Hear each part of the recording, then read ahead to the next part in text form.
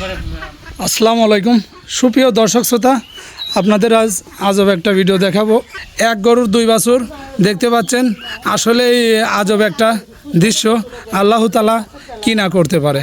দেখুন মাশাআল্লাহ, গরু দুইটাই বাছুর কিন্তু দুইটাই সুস্থ আছে এখন পর্যন্ত।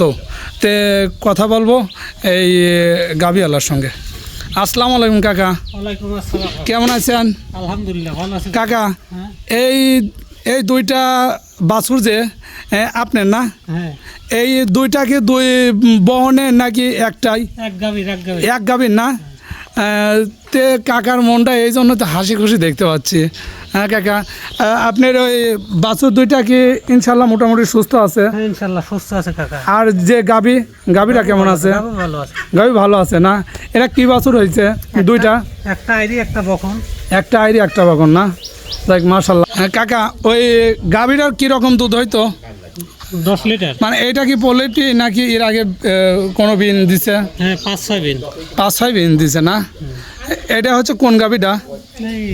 দর্শক আপনাদের দেখাবো যে এক গরুর দুই বাছুর, এক গরুর দুই বাছুর, এই গরুটার দুই বাছুর। আপনাদের বাছুরটা কিন্তু দেখাইলাম, গাভীটা দেখাচ্ছি। এই গাভীটারই দুই বাছুর হয়েছে মাশাআল্লাহ। গাভীটা পুরো সুস্থ আছে এখনও, তে বাছুর দুইটাও পুরো সুস্থ আছে। তো এই কারণে আমি আবারও দেখাবো। দেখুন এই দুই বাছুর। এটা বহন বাছুর কোনটা, আইরি বাছুর কোনটা কাকা? এটা হচ্ছে কি বাছুর? বহন বাছুর এটা না? আর ওইটা আইরি বাছুর। দর্শক দেখতে পাচ্ছেন এক গাভীর দুই বাছুর।